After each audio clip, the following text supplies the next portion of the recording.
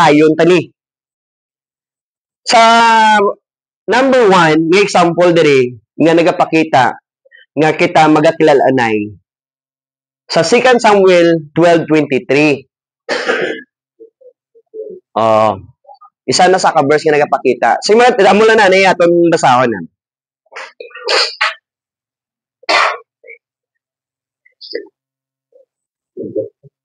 Sang 2 Samuel. Ang balya diri, King David had a son who died in infancy. When the little boy died, David said, I go to him. Lord, thank you once again. Sang imo kaayo katutom sa amon kabuhi. Thank you that we have the mind like Jesus, we have the heart like Jesus, Lord. Nga maintindihan namon ini nga mapulong Ginoo. Thank you, Lord God. Nga bisan diin kami ang magakadto, Lord, ikaw ya ang Dios nagadumdum sa amon Ginoo. In Jesus name, amen. Kung sa Ilonggo dira, siling niya, sang nagamasakit ang bata ni David. Si David nagpuasa, kung basahon mo na sa 22 hasta sa 23, nagpuasa sada. Siling sa iya mga sa iya nga mga tawo, siya sang nagamasakit ang imo nga bata, nagpuasa ka? Anay nang patay, nagkaon ka? Siling ni David, yes, nagpuasa ako, sang nagamasakit siya, kay basi pa lang balakaluyan sa Ginoo kan ayuhon siya. Pero kay napatay siya, nagkaon si David, yati nga nagkaon ka kay patay na imo bata, dapat amo na nagpuasa ka. Ang puasa isa na sa nagapakita nga nagapangasubo ka man. So sila niya, nagakaon ako. Kay samtang ang akong bata napatay, hindi ko na samakitan. Pero maabot ang yung pag ako napatay, kadtuan ko siya Japon. Dra nagapakita nga nagambal si David nga bisan pang bata mo nga napatay, una sang sa aton ma-recognize mo dito sa langit. So buting ganon, kilalahay. Paano mo makadtuan na karon ka ma-recognize ina nga bata mo kung hindi mo samplala? Correct? So kilalahay. So tandaan naton, even dre ay kadua nga verse. So, tandaan natin example sa mga verse na David and his son. Kaya kadua, Abraham, Isaac, and Jacob. So, Matthew 8:11, our Lord said that many will come from the east and the west and they recline at table with Abraham, Isaac, and Jacob in the kingdom of heaven. Lantawon mo bala, no? Grabe, no? Grabe makitaan. Nga na, may ara sila nga pagtililipon. Kasi sa Revelation gani, mag-prepare sa isang table. Bangkit, di ba? Pista! Bangkit! Buting na nun sa isa ka bangkit, isa ka pamilya na! Di paano hindi ito magkilalahay? Di ba? Isa ka table, grabe, iprepararya ang isa ka bangkit, pinakadako-dako ng bangkit para sa iya mga kanakan. Buting ano, itong mga ito, hindi ta kilalahay, kaon tagaon? Di pwede. That's why isang tang nagkakaon ka, nalipay ka, kay nakitaan ka, upunta dito sa dayaw pa dito sa duta sa Diyos. Subong ari kita, yadya po nag-isa dayaw sa Ginoo.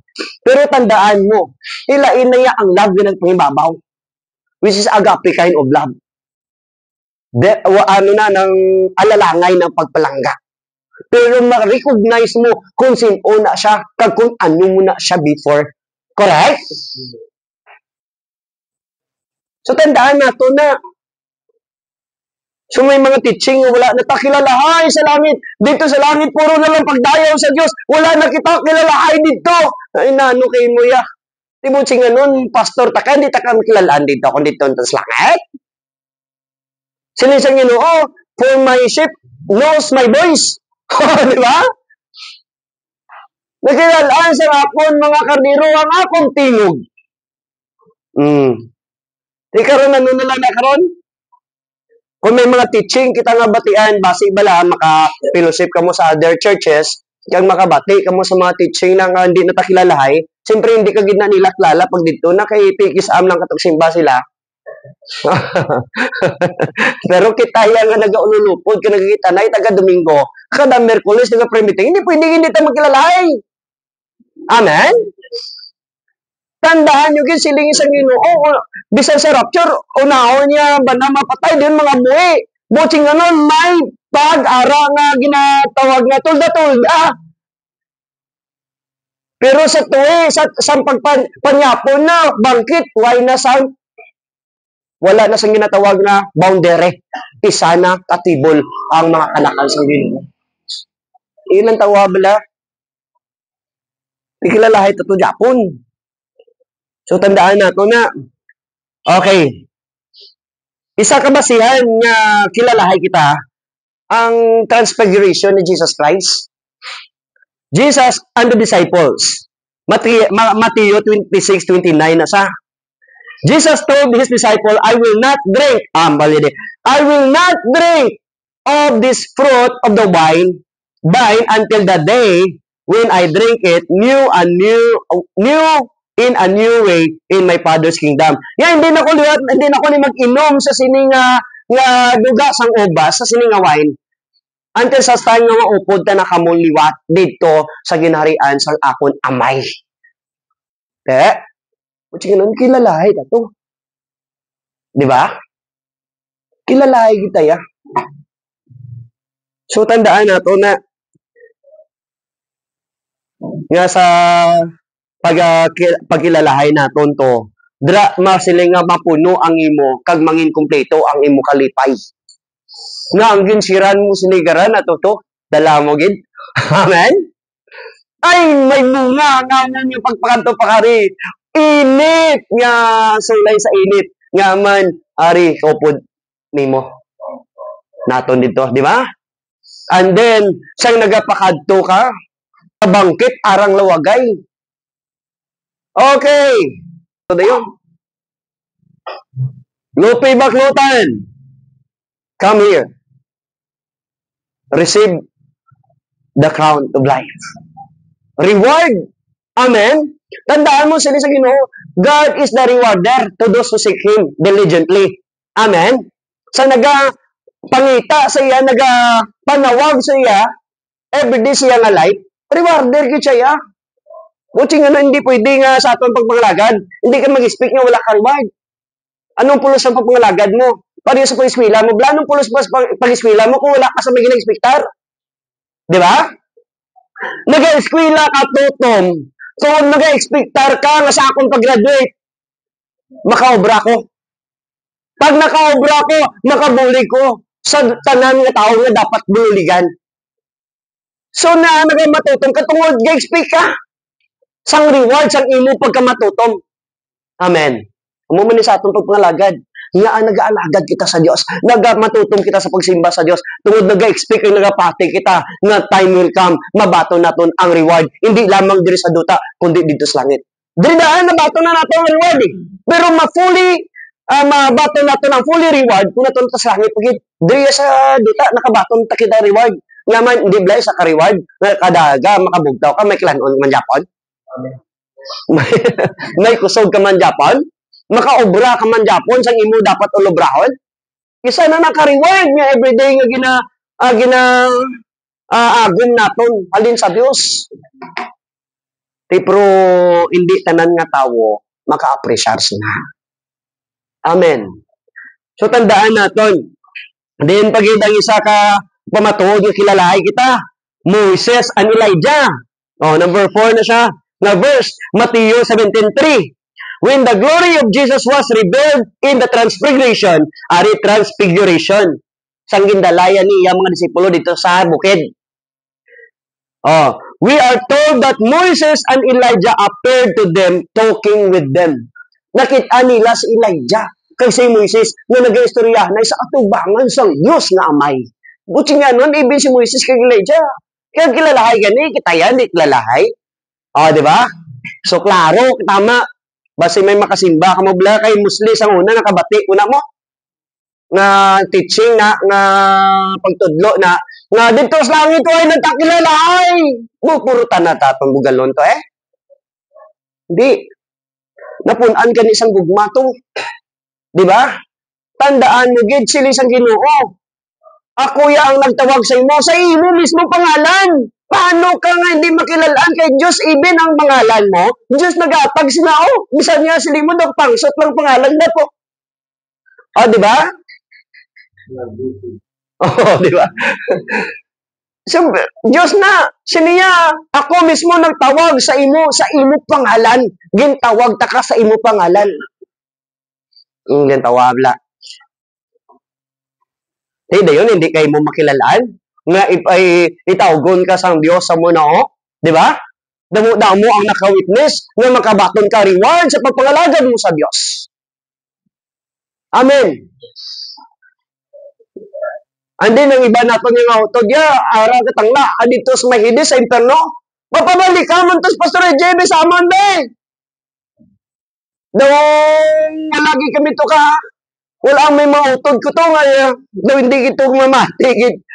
Ati siling sang Ginoo sabton ka man lang wala na sang kalag nga nagabalik halis langit pakadtos duta. Oh, duway tambalan kung sino bilin sa aton nimo. Di ba? Di masilim lang ino. Ato pa to si Lupi Junior. Sila itong gawaswa sa buong aling. Kung di sila mati sa buhay, mas lalong di sila mati sa patay. O, diba? Kaya mo muna sa aton kabuhi. Tingya, alam tawa bala, kunya, sa matyagan mo, kunya, nakilala sa rich man sila sa Ros. Kaya nga man, nagkakaon siya mamutong, nagkakaon siya mga usit sa dalong siya lamisa. Kilala niya gani. Diba? O mas more kita yung upon patadlawan. Sus, kada Domingo, kada Merkulis, kada semana, kita na ita. Siguro, hindi man ito ka adlaw gisit na sa Ros ka, kamang to saya, kung gusto mo ng gulo sa Ros. Diba? Pero di kilala niya. Kung pwede, pabalik ka sila sa Ros to. Kaya anong purpose? Parang siya na lang to, hindi na sana kung pakanon to sa nga kung mga uto do, tipanon. Sambuhi, why mo ginatipan? O, diba? That's why mo na gani samtang ara pa yung tao makita naton. Exercise ang gugma sang Dios. Amen. Exercise ang gugma sang Dios. Ipabatyag sa ila ang gugma sang Dios nga ara sa imo. Hindi nga mawawaw man ta kung wala ron. Oh. Kung nara gani daw alusong ta kadumdum gani magdala to sa klitsi bugas to kung may nakaon to or ano to, di ba? So samtang ara pa dumdumagid. Amen. Exercise ang gugma sang Ginoo. Hambal na dira sa Hebrews 12:23, ikalimang verse nga sa diin nagapakita nga kilalahay kita. The writer to the Hebrews speak of the spirit of the righteous people made perfect, that is the souls of believers in the presence of Jesus.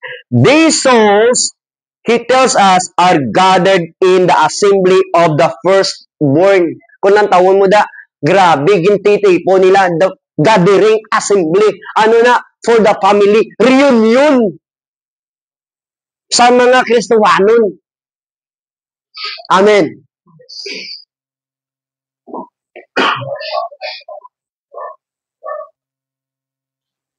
Ang balyada ay Hebrews, right now in heaven, the spirit of the righteous made perfect are gathered. Gathered means community. Community, and community means relationship. Butching ganun, gathered. Magsaling gathered, community. Means mga community, relasyon. May relasyon siya sa kag-isa. Amen. Dahil lang di nga sa isa ka community, wala relasyon. No? Wala relasyon. Pakanya-kanya survive. Isubong damo ni tao ga nagbalay sa inyo, no? Damo na ni. Oy, may rapon da. Ngapon da. Grabe, no? Kay leksyon naman mo. Damo na makakilala ni sa aton sini. Pero when it comes sa hindi bala ka kanila kinalanon, di ba? Taman sila. Pero kita bisan din nila kita kinalanon. We pray for them. Ipakita naton yang gapangamuyo kita para sa ila.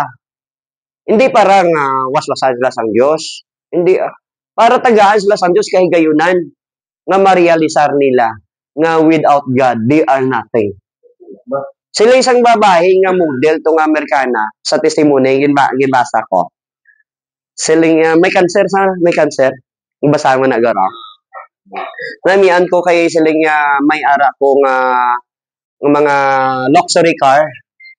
Pero subong ano man lang inasakyan ko, wheelchair. Lain-laing luxury car. May ara ko nga pero wheelchair man lang gali sa uli ang masakyan ko. May ara man ko pinakadako nga bedroom. Sa ilabalay, grabe nga po. Pero subong isa lang ka bed ang ginagdaan ko. Iyak hospital nga bidding. Imagine na bala. Damo sa testimony nga namiag magbasa. May ara sa nga mansion nga ilisaran nga kung bisan diin na sa matulog pero subong isa lang ka kwarto ang kinanlanon niyo, hospital mo lang le. Walang tawa wala. Tingin na pakita na ano tungod ang pulos. Sina. That's why the Bible is perfect, precise, kag accurate. What profit a man if he gain the whole world, but he loses his own soul? Ano man lang pulos kung kilala ka sa bigos na kalibutan, kung di ka naman kilala sa Diyos man? Amen. Ano man lang ang pulos kung kilala ka sa tanang na tao sa kalibutan, pero ang Diyos wala kilala sa imo? Ang nami sa aton niya, limited man niyang aton ngalan, nga hindi kita kilala sa tanang nga tao. Ang importante, kaya wala man tagapakilala sa aton kagalingon, ang ginapakilala tayo si Kristo Jesus. Yes. Amen. Ang aton niya purpose, kunyari ka di, sa sinakalibutan, para mangin famous ang ngalan ni Kristo Jesus. Pagi sa imo pagdayaw kapag simba sa iya. So, dito sa langit, importante nga maglawag kung ngalan mo at to. Amen? Di ka kita to, no? Di ka kita subong yung status nga aram sa presuan, makapadlagan pa senador na. Kibuloy padlagan senador. Grabe, no? Daw pa. Ano na lang ni Sulaiman? Di kaya ang ginagamit Manila nga verse mo. Nga ibing ko nung kay Pablo na priso man tungod sa pagpalapnag sa pulong sa Diyos. Pulong tayo Diyos, imo ya. Grabe. And then, gaamar ka nga ngalan mo, tos langit. No?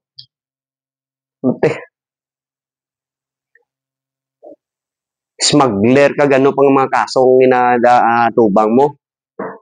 So, tandaan nato na ang importante sa aton nga pagpangalagad ya, diri sa kalibutan, kilala gid kita sang Dios. Kag kilala hagi kita ya. That's why exercise naton diri sa diri pa lang sa kalibutan, hindi ta maging bugalon sa aton utod. Amen? E basibla kita pangara sa Ginoo, kita pa yang wala to. No? Hindi ta mangin bugalon. Ipakita gid naton permi nga hindi ang aton kaugalingon kundi ang gugma sang Dios nga nagapangibabaw sa aton. Ikaanom siling nga diri. Paul in Thessalonians. Grabe niyo. When Paul says this, he clearly anticipate that relationship forged on earth will continue in heaven. Ang tawa bala sa 1 Thessalonians 2:19. Nga daw gusto ko tani magbalik na sa inyo para maupod ka mong liwat. Amal ni Pablo da. Pero kabalo kung maabot ang tion. Nga manging kompleto ang amon kalipay nga sa amon nga paghimaka sa siyang kalibutan sang ara pa kami dira. Manging kaupod namon kamo diri sa langit. Tawabla. Imaginable kung ari pinaka nami gid number 7 the reunion of believing loved ones. Reunion yung tawag. Hindi man pwede. Diri sa kalibutan, that's why ang atong ginihimo gani, di ba? Sa kalibutan, para makilala na atong mga printe, ka reunion, tanaw? Reunion, para magkilala, ay, tanan. Oh. Pero ang pinakanami nga reunion, dito sa langit. Kaya dito mo makita ang matutuod mo nga pamilya. Mga hasta diri sa duta, of the night dito sa langit. Amen. So, Edrio, exercise tayo ang aton nga gugma sa pagpangalagad sa Dios at ipanon tayo ang ministry sa Ginoo nga hindi taman niya madala ini nga lugar pero sigurado tayo ang tanan nga nagasulod sa nga lugar madala naton pagi sa grasya sang Dios. Amen. Dala naton. Matibong naton kag mapresentar naton dito sila sa Dios. Lord ari ang imo makanakan. Masiblang balon to sing Ginoo ay ko klalasin mo ya. Palayo ka sakon. Di ka kabudlay na. Hambal ni Paul sa 1 Thessalonians 4:17. When Paul writes to believers who grieve the loss of loved one, he offers them this comfort. Sila nga, grabing comfort na disang napatyan mga labot. He who are still alive will be caught up together with them in the clouds to meet the Lord in the air. So, together. Di ba? Mga napatay naton nga mga nauna naton nga utod sa Ginoo. Imagine sa giyapon ti punon kag isahon kita sang Ginoo ya. Kaya mo nang gusto sang Ginoo sa aton matabo. That's why as long nga ari pati kaya sa kalibutan, dapat kabalo kita sa aton nga rules. Anong rules naton? Pray to those people nga wala pa sa Dios. Tapos mo pray, siling mo Lord, tagay sila chance nga makabaton sila sa kalosan. How come sila makabaton sa kalosan kay way ka man kawali? Kay way ka man kasugid, correct? Sila sa Ginoo. Paano sila makabate? Kay wala sila sang may naghambal. Oh. Dapat kinahanglan Lord, tapos mo pray Lord, give din chance nga makilala kanila. Through you. Pagi sa akon Ginoo. Amen. Yes. Pagi sa akon gamit ako nga makilala kanila. Nan. So desire. Mahimo naton, ako ya way ko gambal yang daway ko mo lisensya sa ako now. Wala ko amos na. Di ko pareho sa iban nga pastor nga daway ko mo lisensya sa akon. Basta for God's glory, tandaan mo, every one of us ginmanduan sa Ginoo, go and preach the gospel. Amen. Go and preach the gospel. Enlarge the territory sang Ginoo.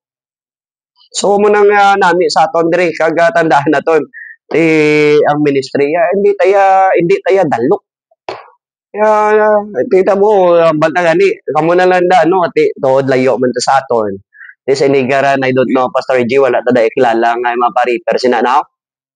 Oh, Pastor Rosbil ti ara sa Maya. Pero ati panon tananay, bakod pa man tuod mo Pastor J. Oh, bakod pa. Ang waswas pa nga mo nga YTX padlagan pa inigaran. Kung YTX, YTL So, glory to God. At least raise up ang Ginoo sa mga nagapagamit sa sininga lugar. So, kag I do believe yang madamo pa ministry hatag sang Dios aton. Amen. Anong mga desire nato? Actually, wala Japon niya makuha ang desire ko to open sa another ministry sa Bacolod. Arag na iya Japon. Arag na iya Japon. So, in the right time. Amen. Importante gagiyo kita. In the right time.